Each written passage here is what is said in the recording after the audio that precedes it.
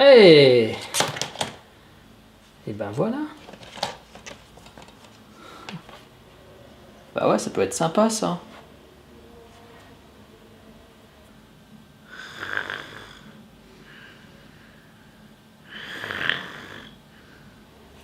Putain, il est encore en train de dormir là.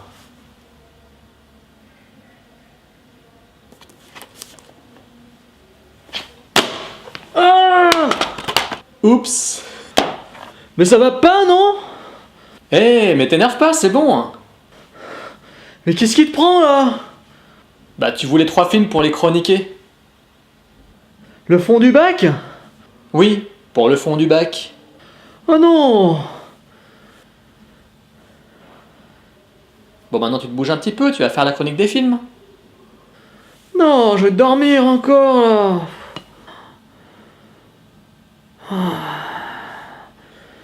Bon, ok. Oui, ok. Le fond du bac. Le fond du bac à DVD, ouais. J'arrive. Ouais, mais tu parles devant la caméra.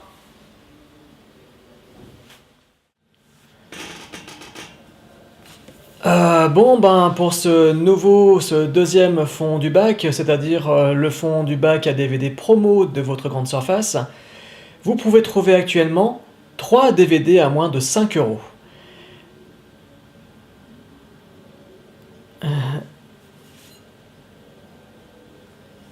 Donc 3 DVD à moins de 5 €. Le premier, il s'agit de Small Soldiers de Joe Dante. Et les deux suivants, je les ai mis ensemble parce qu'il s'agit donc de Tommy Boy et de Black Sheep, tous les deux interprétés par le même duo d'acteurs, Chris Farley et David Spade, tous les deux issus du Saturday Night Live, l'émission mythique américaine, l'émission mythique comique américaine, dont sont issus de nombreux acteurs tels que Adam Sandler, Jim Carrey, Mike Myers et j'en oublie plein d'autres évidemment. Donc 3 DVD que l'on peut trouver à moins de 5 €, 3 DVD franchement réussis, franchement bons, franchement jouissifs, des films qu'il ne faut pas louper et à ce prix-là, il ne faut pas s'en priver. Et donc, Joe Dante et son Small Soldiers, comment peut-on résister face à un bijou pareil? Joe Dante, pour vous le resituer, c'est quand même un réalisateur plutôt mythique. C'est quand même un réalisateur qui est considéré par beaucoup à Hollywood comme étant complètement zinzin. Il est considéré aussi comme le petit frère complètement frappadingue de Steven Spielberg. D'ailleurs, Spielberg lui confiait souvent des productions assez rocambolesques, assez frappées du ciboulot, telles que Gremlins, Gremlins 2, Explorers, L'Aventure intérieure et plein d'autres bijoux qui ont marqué la jeunesse, l'enfance, l'adolescence de nombreux d'entre nous. Donc les Small Soldiers, de quoi s'agit-il? Il s'agit tout simplement de jouets. Et oui, des jouets dans lesquels l'armée a mis son grain de sel. Et forcément, le grain de sel va faire déraper la machine. Les jouets vont se livrer une bataille sans merci au sein d'une petite ville typique qu'on en a l'habitude de trouver dans les films de Spielberg, bien entendu, et de Joe Dante. Au milieu de ce combat que se livrent ces deux clans de créatures, d'un côté donc les soldats du titre, les soldats, les militaires, des sortes de G.I. Joe, et de l'autre côté, des créatures assez comiques, assez drôles et finalement très attachantes. Car les méchants du film ne sont pas les créatures monstrueuses jouets, mais ce sont en fait les militaires, les soldats, les Small Soldiers du titre du film. Ainsi, avec ces jouets, Joe Dante se livre à un nouveau combat sans merci, une sorte de version complètement frappée du ciboulot de Gremlins. Et oui, parce qu'en fait, effectivement, les films sont similaires, on retrouve entre les deux camps, d'un côté donc les créatures, de l'autre côté les soldats, on retrouve des adolescents interprétés notamment par Kirsten Dunst, qui en était là à un de ses premiers rôles, post-entretien avec un vampire bien entendu. Donc pourquoi ce film est réjouissant? Tout simplement parce qu'en fait on retrouve le délire complet qu'est le cinéma de Joe Dante. C'est un vrai Capharnaüm et c'est absolument jouissif. Voilà. Donc on a effectivement les deux camps de créatures qui se livrent un combat sans merci. D'un côté, les soldats du titre, les Small Soldiers, et de l'autre côté, les créatures monstrueuses qui finalement sont plus attachantes qu'il ne paraît. Et oui, on prend parti pour elles évidemment face à la méchanceté, à la cruauté dont font preuve les soldats, les Small Soldiers. Donc, les effets spéciaux du film sont absolument remarquables. Et oui, on en prend plein la figure, c'est simple, c'est absolument réjouissant. Il n'y a pas franchement à rougir de honte quand on est devant un tel film. Voilà. Il n'y a pas de honte à regarder en famille, il n'y a pas de honte à regarder avec des amis, c'est absolument jouissif pour qui a adoré le cinéma de Joe Dante, on retrouve tous ces délires frappadingues. Voilà, rien d'autre à dire, c'est génial. Le film est franchement une perle, j'arrête pas de le dire, les acteurs sont excellents, Kristen Dunst en tête, voilà, parce que franchement, Kirsten Dunst, qui n'a pas craqué sur elle une seule fois dans sa vie, je ne sais pas. Mais bon, en tous les cas, voilà, Small Soldiers n'est pas du tout le film pour enfants qu'il ne paraît. Beaucoup voient ça d'un œil un petit peu genre méprisant, voilà, mais bon, non, ce n'est pas du tout nul à chier, c'est pas du tout mauvais, ce n'est pas un film mineur dans la filmographie jouissive de Joe Dante, c'est un film qui mérite sa place dans le sommet de sa carrière, c'est vraiment très bon. Voilà. En plus de ça, Joe Dante s'amuse un petit peu à se moquer de l'armée, s'amuse à égratigner le film de genre, hein, le film de genre guerre, le film de genre oui, militaire, quoi. C'est-à-dire qu'on a des petites scénettes qui rappellent certaines scènes de Apocalypse Now ou de Platoon notamment. Donc voilà, c'est effectivement une façon pour lui de détourner un peu le genre guerre pour en faire une sorte, pour en livrer une version un peu faux-folle, un peu à la Tex Avery. Donc voilà ce que l'on peut dire sur ce film. Vous le trouvez à moins de 5 €. Les bonus sont franchement très moyens, voilà, il n'y a rien à dire là-dessus, c'est très mauvais, c'est une édition très simple, à ce prix-là, il ne faut pas s'attendre à grand-chose, mais bon, le film est de très belle qualité, autant visuelle que sonore, donc il n'y a pas à s'en priver, voilà, moins de 5 €, franchement, mais foncez l'acheter, ce film est génial, c'est au niveau de Gremlins, peut-être un cran un tout petit peu en dessous, mais c'est franchement bien, et rien que pour la scène des Barbie Girls, avec les poupées Barbie, franchement,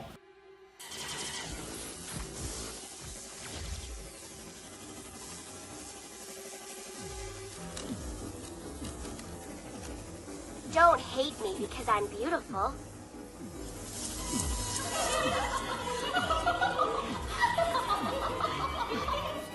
Let's do something fun. We'll all get facials. Did I overpluck my eyebrows?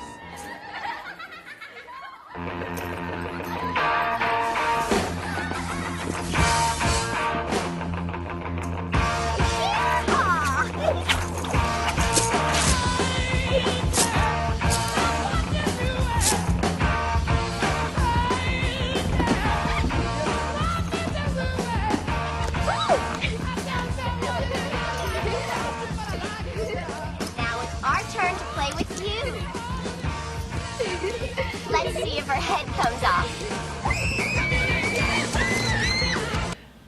Et il faut quand même dire un truc aussi, sur Joe Dante. Il y a un truc qui me plaît bien chez lui, c'est qu'il fait toujours tourner la même troupe d'acteurs. Il a toujours ses fidèles avec lui. Donc Dick Miller, Robert Picardo, etc. Et ça, franchement, moi je trouve ça génial.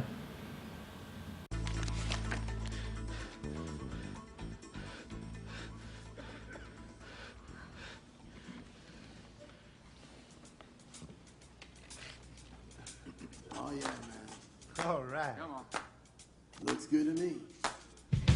Donc Black Sheep et Tommy Boy, deux films de comédie américaine typée 90s, dans lequel officie le même duo d'acteurs, David Spade et Chris Farley, tous les deux issus du Saturday Night Live. Les deux acteurs étaient amis à l'écran, bien entendu, mais ils étaient surtout amis à la ville. Pour la petite histoire tragique, il faut savoir que Chris Farley est décédé suite à ses nombreux excès qu'il menait dans sa vie privée. Et David Spade n'a pas pu se résoudre à se rendre aux funérailles. Il a dit, je cite, qu'il ne supportait pas de voir son meilleur ami dans une boîte. Voilà, tout simplement. Donc les deux films sont des buddy movies. Ce sont des buddy movies assez réjouissants, car ils montrent un duo de personnages plutôt mal assortis, dans lequel on retrouve Chris Farley, donc l'acteur le plus gros du duo, qui joue un rôle de boulet, c'est-à-dire le personnage dont il faut se débarrasser, qui commet tellement d'embrouilles auprès de son entourage que tout le monde veut l'écarter du chemin. Donc David Spade est engagé malgré lui pour l'écarter, pour l'éloigner. Pas pour le tuer, hein, on n'est pas dans des comédies policières, gorissimes et compagnie. Non, non, il faut juste éloigner Chris Farley pour qu'il évite de commettre des misères. Voilà. Donc, ce sont des buddy movies assez attachants puisque les deux personnages sont complètement mal assortis et ils finissent finalement par s'apprivoiser l'un l'autre, dans la bonne vieille tradition du buddy movie. On est vraiment dans le cadre même d'un film typiquement américain, puisque ce genre cinématographique-là est très connu aux États-Unis. Hein. Je ne compte même pas les 48 heures et armes fatales que l'on a pu se coltiner. duo d'acteurs assez réjouissant.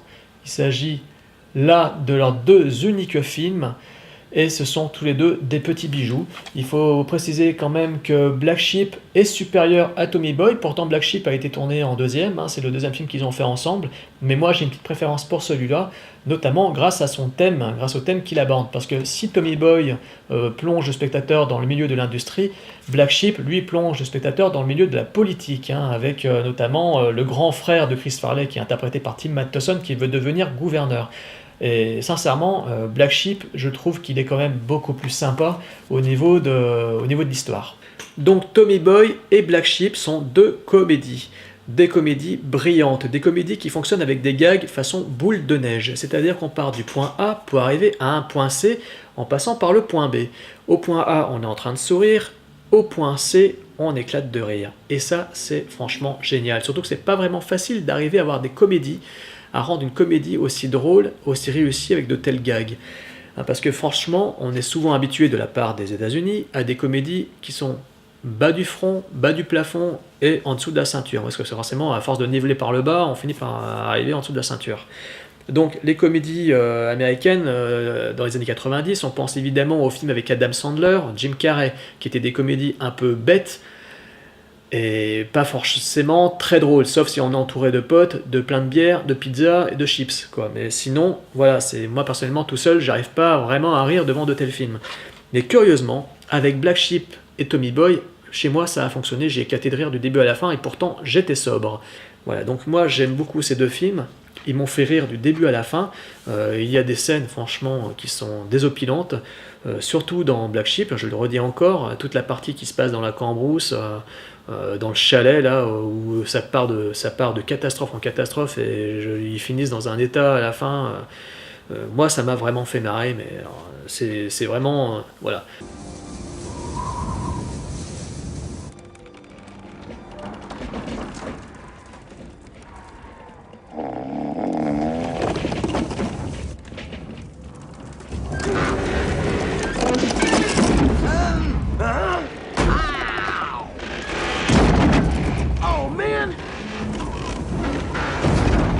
Oh, God. I don't like this, Mike.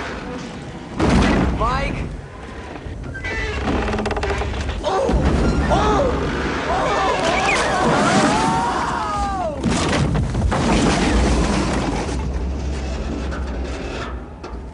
This sucks. Good night, Steve. Good night, Mike.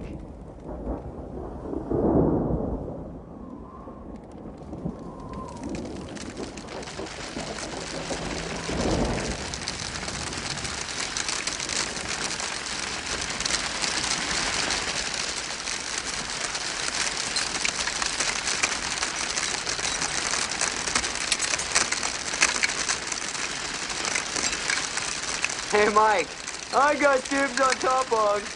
Shut up! Oh, I love it. Why don't you shut up? Hello, Washington. Hey, how's the weather up there, buddy? Shut up!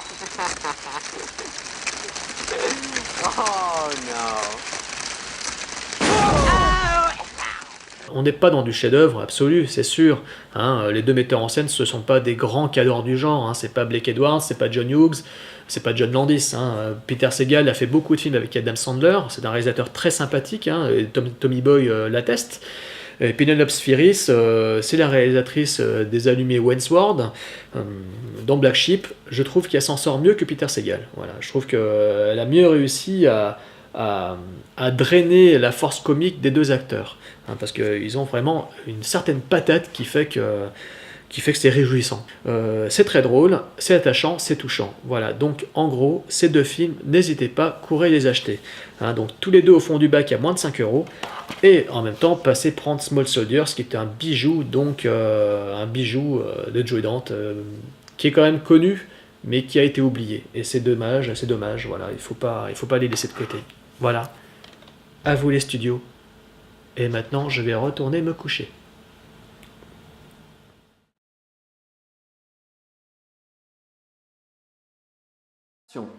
Alors ce mois-ci, le coup de gueule de Fred ne sera pas un coup de gueule, mais un coup de cœur. Et oui, une fois n'est pas coutume, Je vais vous présenter mon coup de cœur pour la série Terra Nova. Alors, je vous entends déjà hurler derrière vos téléphones, derrière vos iPads, derrière vos ordinateurs. Vous vous dites, mais qu'est-ce que c'est que ce truc? Pourquoi ils présentent cette série de merde comme un coup de cœur? Je vais tout vous expliquer.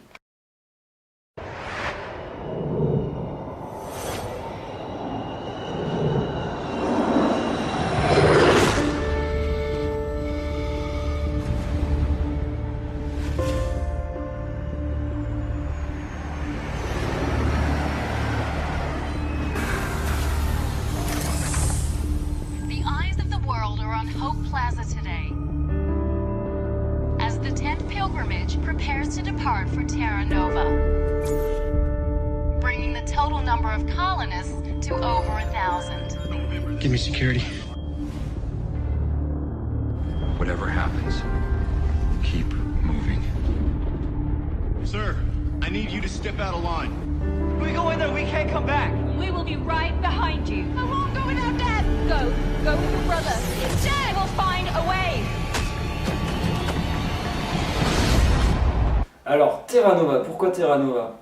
Terra Nova parce que c'est une série de science-fiction, que moi j'aime la science-fiction et que les séries de science-fiction sont plutôt rares ces derniers temps sur le petit écran. Alors, il y a également une autre raison qui est peut-être la raison principale, c'est que derrière la série, qui est-ce qu'on retrouve? On retrouve Steven Spielberg. Voilà. Donc forcément, quand on tombe sur le nom de Steven Spielberg, forcément on s'arrête. Quel que soit le projet, on s'arrête pour regarder de quoi il retourne.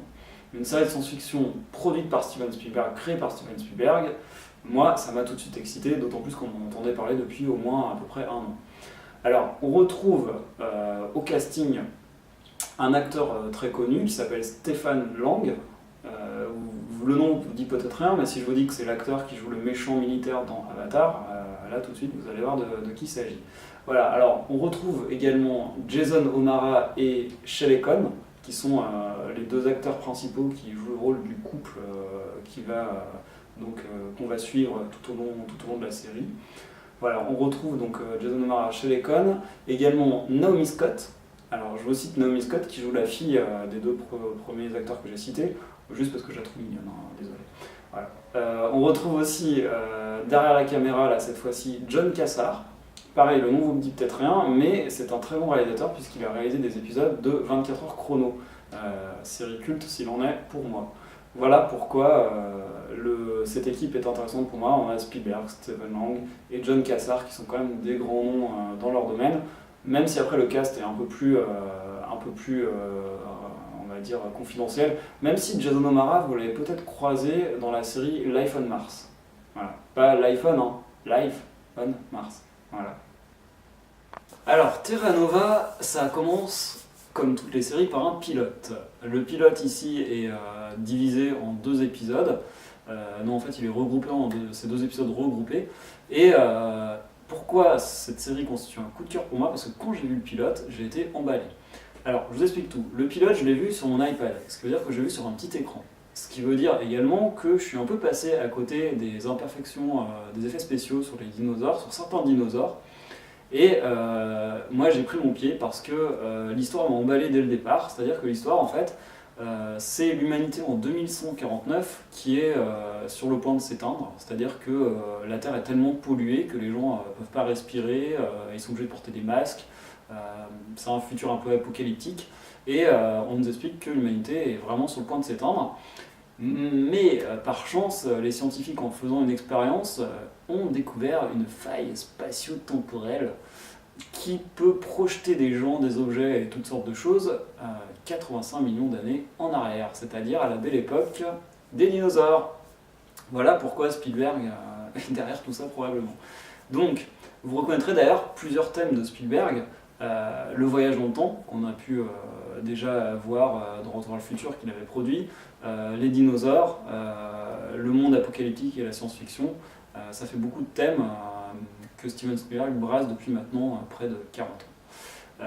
Voilà, donc on voyage dans le temps par la faille spatio-temporelle, par l'intermédiaire des 2 héros principaux qui voyagent en fait en famille.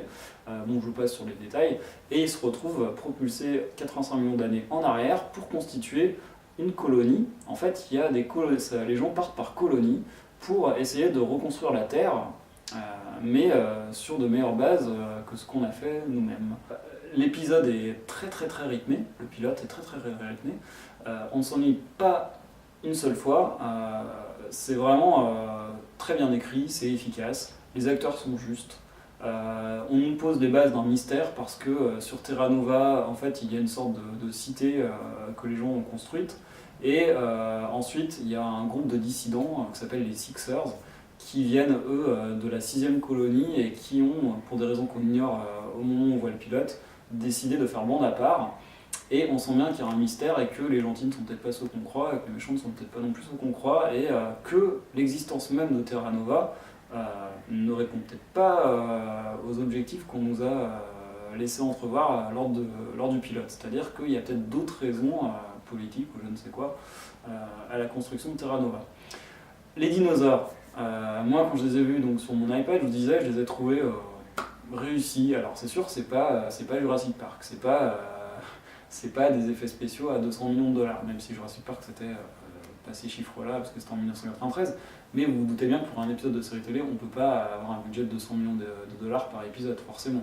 Donc, c'est des dinosaures un peu moins saisissants de réalisme, mais qui sont quand même largement réussis pour le pilote. Et pas à tous les niveaux du pilote, puisqu'à un moment donné où j'ai trouvé qu'il bougeait d'une manière saccadée, c'était vraiment pas naturel. Il y a vraiment une scène où ça passe assez mal, même sur un petit écran. Voilà, mais l'histoire m'a emballé, il y a des mystères, il découvre à un moment donné des inscriptions sur la roche, on ne sait pas d'où ça vient, on se demande si c'est pas des extraterrestres, ce qui mélangera encore un peu plus des thèmes de Spielberg. Alors ça va peut-être vous faire rire, parce que des extraterrestres avec des dinosaures, ça peut être un peu du grand n'importe quoi, mais on ne sait pas si c'est pas quelqu'un d'autre qui a voyagé dans un autre flux temporel à une époque encore un peu plus reculée pour essayer de faire autre chose, et qui laisserait des messages pour les gens de Terra Nova. Bref, on ne sait pas ce que c'est, il y a plein de choses qui restent mystérieuses, qui font penser un peu à Lost, avec le groupe des autres qu'on voyait à côté de nos héros favoris. Et ce joyeux mélange, moi, m'a pas mal excité lors du pilote. Et c'est en cela que Terra Nova constitue mon coup de cœur.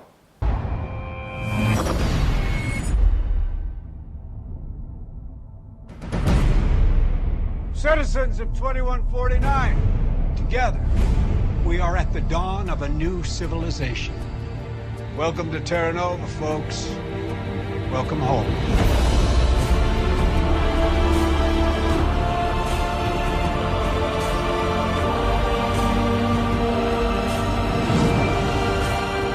We're starting over as a family.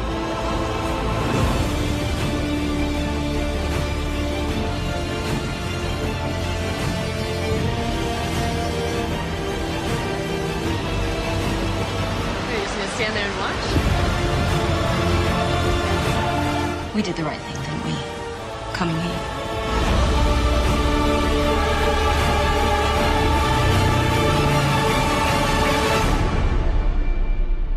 The answer is yes. We did do the right thing.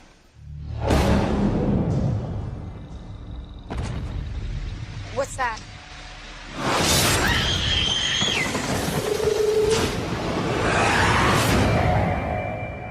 We'll never stay together. Our son is out there. Bring him back. I will.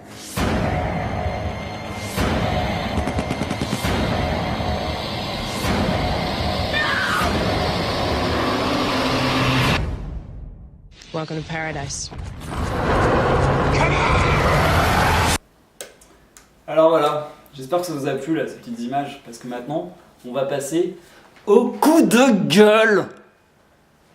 Ouais, alors coup de gueule, pourquoi ? Parce qu'après cet épisode, ce pilote Tony Truant là, qui m'a emballé, qui m'a fait voir des dinosaures sur mon iPad là, qui sortaient de mon écran, c'était super. Sauf qu'après, eh ben, patatras, le soufflet retombe. La série tombe dans des poncifs, on retrouve le côté la jolie petite famille avec des petits problèmes mais pas trop graves quand même, la bonne petite morale à la fin de chaque épisode et surtout des sous-intrigues à chaque épisode, ce qui veut dire que dès l'épisode numéro 2, en fait, l'intrigue principale, les mystères dont je vous ai parlé, la roche, tout ça, ça passe mais alors totalement au second plan. On a des petits des petits détails comme ça qui nous font penser à, genre à la fin de l'épisode, on se tape tout un épisode avec une sous-intrigue, mais pas inintéressante, mais vraiment digne d'un petit film de série B ou d'une petite série télé, mais vraiment moyenne. Voilà, alors ok, ils ont des super flingues là, et c'est super, ils ont des flingues futuristes, ils ont des tanks, ils ont des machins, enfin pas des tanks, mais des jeeps sympas, futuristes et tout. Il y a de l'action toujours, hein, c'est pas le problème, il y a toujours de l'action, mais franchement, dès l'épisode 2, l'intrigue se barre ça part en sucette, quoi. C'est vraiment beaucoup moins intéressant. Et alors pour l'instant, j'ai vu jusqu'à l'épisode numéro 5, je crois. Et il y avait un épisode un peu meilleur, c'était le 4 ou le 5, je sais plus. Mais globalement, franchement, tant qu'ils ne reviennent pas à l'histoire principale, c'est ça qui nous intéresse, c'est l'histoire principale. Qu'est-ce qui se passe quand on confronte l'homme aux dinosaures? Qu'est-ce qui se passe avec les flux temporels? Parce qu'on pourrait imaginer que les actions des gens qui sont 85 millions d'années en arrière vont influer sur le futur. Sauf que non, parce qu'il nous explique un pauvre truc qu'on n'est pas dans le même flux temporel. Donc du coup, en fait, tout ce qu'ils font là, alors qu'ils sont censés être là pour reconstruire la Terre, en fait non, ça n'aurait pas d'incidence sur le futur tel qu'on l'a connu en 2149 dans l'épisode pilote. Pourquoi? Parce qu'on ne serait pas dans le même flux temporel, mais c'est trop facile ça. Alors j'espère qu'il y aura des surprises, qu'il y aura des cliffhangers de fin de saison, voilà, parce que là, il y a des intrigues, des petites intrigues amoureuses à la con, genre le fils de la famille qu'on suit laisse sa copine en 2149, à Terra Nova, il tombe amoureux d'une belle petite qu'il rencontre, évidemment. Il se met plus ou moins avec elle, on se doute bien que vers la fin de la saison, l'autre va revenir et que ça va être le bordel parce qu'il va voir les deux. Voilà, ils vont trouver un moyen de la faire revenir. Voilà. Alors bon, ça reste quand même sympa dans le sens où moi je vais regarder jusqu'à la fin parce que j'ai envie de savoir un peu, parce que c'est très riche l'histoire. Je veux dire, ça ouvre la porte à plein de choses, le voyage dans le temps, les dinosaures, il y a vraiment plein de choses qui peuvent être évoquées. Et moi je me pose des questions, quand je regarde la série, je me pose des questions sur les rapports entre les personnages, les dissidents, sur la question des flux temporels, je me pose plein de questions. Je me pose la question de la fameuse météorite qui va tuer les dinosaures, alors même si c'est des millions d'années plus tard. Il y a plein de questions qu'on peut... Le changement climatique, comment ils vont résister à ça? Est-ce que tous les efforts des gens de Terra Nova ne sont pas vains, puisqu'en fait, tout ce qu'ils vont faire, ils pourront pas rester... Enfin, la civilisation qu'ils vont construire, est-ce qu'elle va pas être amenée à disparaître par une catastrophe naturelle, un changement climatique, quelque chose comme ça? Il y a plein de choses à faire. Et j'ai l'impression qu'ils la jouent petit bras, en fait, qu'à chaque épisode, ils vont nous pondre une petite sous-intrigue là, pour faire passer l'épisode, et puis on attend. Voilà, peut-être qu'en fin de saison, on va avoir droit à un beau cliffhanger, un beau rebondissement qui va faire que ça va nous remettre en haleine. C'est sûrement ça, hein, parce que ils pourront pas faire autrement. Mais globalement, c'est quand même un coup de gueule. Pourquoi? Parce que je suis déçu quasiment dès le deuxième épisode, le soufflet est retombé, et je me suis dit merde quoi. Vous avez les moyens de faire un truc génial, vous avez un scénario qui est sensationnel dans les mains là, et derrière vous en faites quoi? Vous en faites un truc petit bras quoi, des petites intrigues à la Moelle là qu'on a déjà vu 100 fois, parce qu'en plus oui, c'est des intrigues qu'on a vraiment déjà vues dans d'autres séries. Donc moi je suis déçu, Steven, quand tu fais une série, tu nous as déjà fait Falling Skies là pendant l'été qui était tout pourri, qui reprenait le thème des dinosaures, non, des extraterrestres cette fois. Tu nous l'as déjà fait quoi, tu nous as déjà fait une Indiana Jones 4 avec des extraterrestres, des êtres d'une autre dimension là, faut pas tout mélanger Steven. Quand tu fais un truc, fais-le bien, fais-le à fond, et manage un peu tes scénaristes là, pour que si t'as une saison 2 là, tu envoies le bois quoi, tu nous fasses un truc... un bon truc quoi. Voilà, alors je sais que t'as Jurassic Park 4 qui est en pré-production là. Je sais hein, que tu vas produire un Jurassic Park 4. N'empêche là, tu t'es lancé dans la série, fais-le à fond Steven. Je compte sur toi.